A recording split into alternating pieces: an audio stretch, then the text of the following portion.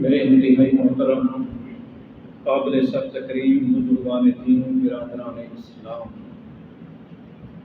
ماہ ذی قعدۃ الحرام کا مقدس اور محترم مہینہ، اس کے پہلے جمعے کے اس جمعۃ المبارک کے اجتماع میں ہم سب جمع ہیں۔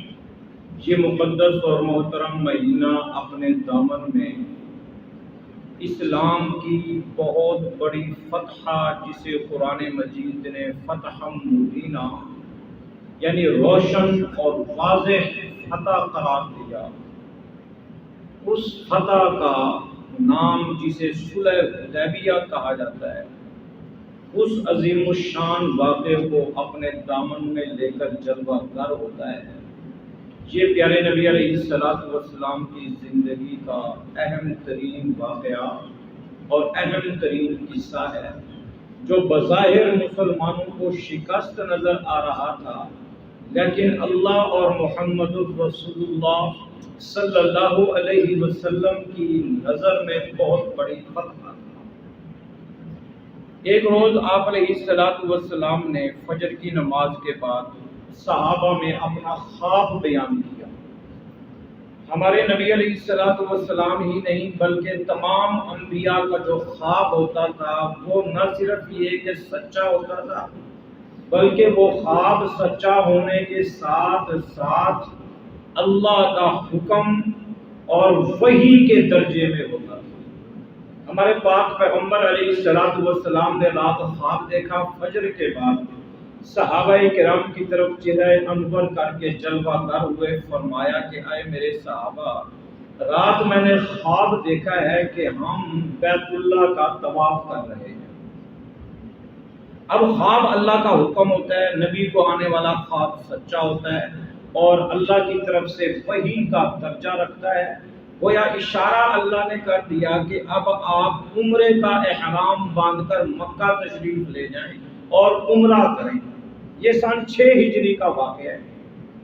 جب صحابہ کرام کو خواب سنایا گیا تو مکہ کے وہ صحابہ جو 6 سال سے مکہ نہ جا سکے، رشتہ داروں سے بچھڑے ہوئے، اپنوں سے جدا، اپنے گھروں سے دور، ان کے دل میں اللہ کی گھر کی محبت بڑھ گئی۔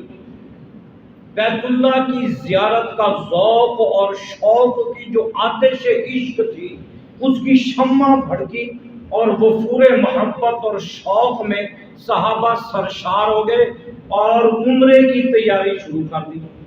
حضور علیہ السلام نے بھی عمرے کا احرام باندھ لیا اور صحابہ کرام نے بھی عمرے کا احرام باندھ لیا۔ عمرے کا احرام باندھ کر 1400 صحابہ پیارے نبی علیہ السلام کے ساتھ عمرے کے لیے تیار ہو گئے۔ حضور علیہ السلام کا جنگ کرنے کا ارادہ نہیں تھا۔ پیارے نبی علیہ السلام کی عادت مبارکہ کیا تھی کہ حضور علیہ السلام امن کے خواہاں تھے۔ پوری سیرت کی غمازی کیا ہے کہ پیارے نبی جنگ سے بچنے کی کوشش کرتے تھے۔ حضور علیہ السلام جنگ سے دور رہنے کی کوشش کرتے ہیں۔ یہاں بھی اعلان فرما دیا کہ ہم مشرکین مکہ سے جنگ کرنے کے لیے، لڑنے کے لیے نہیں جا رہے، بلکہ ہم وہاں عمرے کی غرض سے جا رہے ہیں۔ 1400 صحابہ تیار ہو گئے اور جاسوس اسلحہ ساتھ نہیں لیا، کیونکہ جنگ کے لیے نہیں تھے۔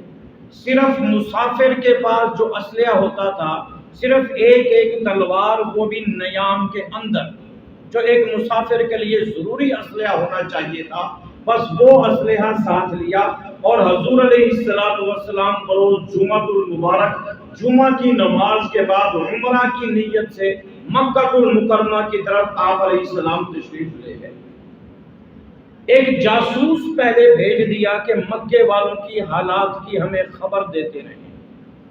مکہ المکرمہ سے 9 میل کے فاصلے پر تھے کہ پیارے نبی کا بھیجا ہوا جاسوس دوڑتا ہوا آیا، عرض کیا یا رسول اللہ، مشرکین مکہ جنگ کی تیاری کر چکے ہیں، مشرکین مکہ جنگ کی تیاری کر چکے ہیں اور انہوں نے کچھ دستے آپ پر حملہ کرنے کے لیے روانہ کر دی۔